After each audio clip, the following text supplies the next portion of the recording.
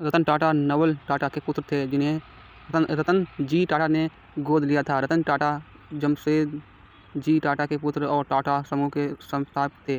उन्होंने Cornell university के college में ऑफ आर्किटेक्चर से आर्किटेक्चर में स्नातक की डिग्री प्राप्त की।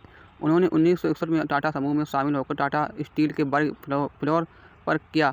बाद में 1991 में जियोरॉडी टाटा के सेवेनिटी होने के बाद टाटा सन्स अध्यक्ष बने। उनके कार्यकाल के दौरान टाटा समूह ने टेली, जगुआर, लैंड रोवर और क्रोस अधिकार किया, जिसके उद्देश्य टाटा को एक बड़े पैमाने पर भारत केंद्रित समूह विकसित व्यवसाय में परिवर्तन करना था।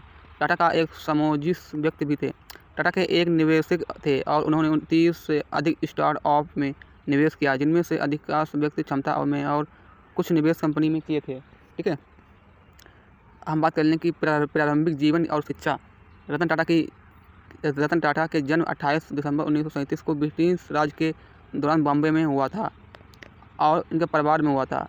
वह नवल टाटा के बेटे थे, जिनका जन्म सूरत में हुआ था और बाद में उन्हें टाटा परिवार में गोद ले लिया गया था।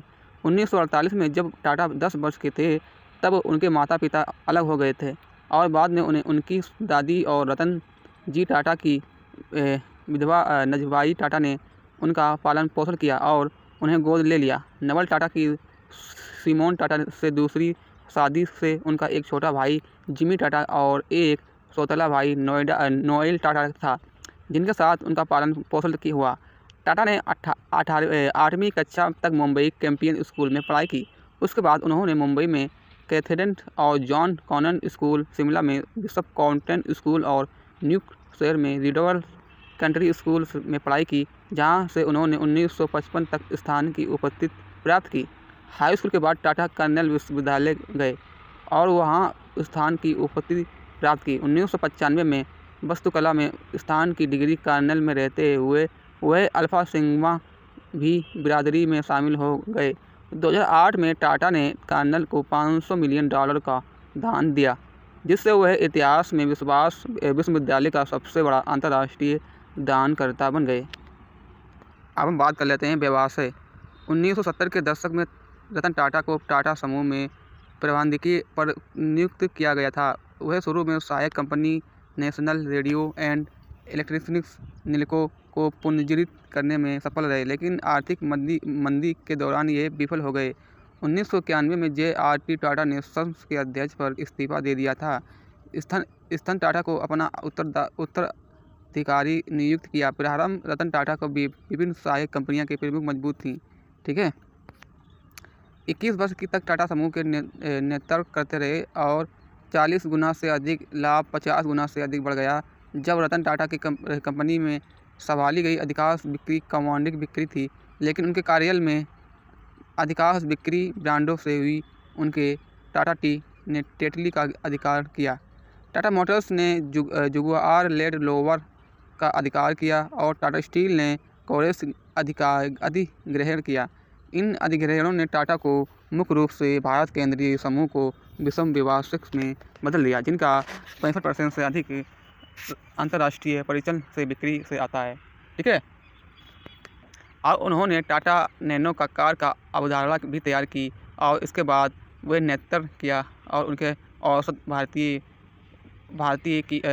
उपभोक्ता की पहुंच में लाने की मदद मिली। टाटा मोटर्स ने गुजरात के संधान प्लांट में टिगोर इलेक्ट्रॉनिक वाहनों का पहला बैच शुरू कर दिया था, जिससे टाटा ने भारत के इलेक्ट्रॉनिक सपनों को तेज़ी से आगे बढ़ाने वाला बताया था। 75 वर्ष की आयु तक पहुंचने तक रतन टाटा ने 28 दिसंबर 2012 को टाटा समूह में अपनी कार्यकारी भूमिका से इस्तीफा दे दिया। ठीक है, इसके बाद संकट पैदा हो गई, क्योंकि कंपनी के निर्देश मंडल में कानूनी प्रभाव ने उनके उत्तराधिकारी साइरिस मिस्त्री के नियुक्त करने के बाद इनकार कर दिया। टाटा ने रिश्तेदार और सुपुर्जी पल्लोनाजी समूह के पल्लोनाजी मिस्त्री के बेटे टाटा समूह के सबसे बड़े व्यक्तिगत शेयरधारक थे। 24 अक्टूबर को 2016 को साइरिस मिस्त्री को टाटा सन्स के चेयरमैन पद से हटा दिया गया था। टाटा ने अंतिम चेयरमैन का पद संभाला गए और अध्यक्ष की तलाश के लिए एक चयन समिति का गठन किया। टाटा ने सदस्य के रूप में शामिल हुए चंद्रशेखर को 12 जनवरी 2017 को टाटा सन्स के अध्यक्ष के रूप में नियुक्त किया। और 2017 में उन्होंने अपने ग्रहण किया। फरवरी 2017 में मिस्त्री को टाटा सन्स के निदेशक पद से हटा दिया गया। ठीक है। टाटा ने अपनी संपत्ति कई कंपनियों में निवेश किया था। उन्होंने भारत के प्रमुख ई-कॉमर्स वेबसाइट में से एक स्नैपडील निवेश किया। जनवरी 2016 में उन्होंने टीबॉक्स, एक ऑनलाइन प्रीमियम भारतीय चाय विक्रेता, और कैश करो काम डिस्काउंट कूपन और कैश बैंक वेबसाइट में भी निवेश किया। टाटा ने भारत के प्रारंभिक अंतिम चरण की दोनों कंपनियों में छोटे निवेश किए, जैसे ओला कैम्स 0.95 करोड़ रुपये। अप्रैल 2015 में यह बताया गया था कि टाटा ने चीनी स्मार्टफोन स्टार्टअप सोमी में हिस्सेदारी हासिल कर ली है। 2016 में उन्होंने एक ऑनलाइन रियल एस्टेट पोर्टल में निवेश किया, जिसने बाद ऑनलाइन रियल एस्टेट पालतू जानवरों को देखभाल पोर्टल डॉग स्पॉट शुरू करने के लिए जेनीफाई का अधिकार किया। इसके बाद आंतरिक टाटा ने अंतरपीढ़ी मिस्त्री प्रस्तोषित को किया। अब हम बात कर लें रतन टाटा ने कभी भी विवाह नहीं किया और उनकी कोई भी संतान भी नहीं थी। 2011 में रतन टाटा ने कहा था कि मैं 4 बार विवाह के निकट पहुंच, किंतु प्रत्येक बार भाई किसी अन्य कारणवश पीछे हट गए। अब इनका निधन, उनकी स्थिति गंभीर थी और उन्हें मुंबई के अस्पताल में गहन चिकित्सा देखभाल में रखा गया। टाटा ने 7 अक्टूबर 2024 को कहा था कि वे आयु और संबंधित चिकित्सा स्थितियों को कारण नियमित परीक्षण करवा रहे थे। रतन टाटा के 19 अक्टूबर 2024 को 86 वर्ष की आयु में मुंबई के ब्रीच कैंडी अस्पताल में निधन हो गया।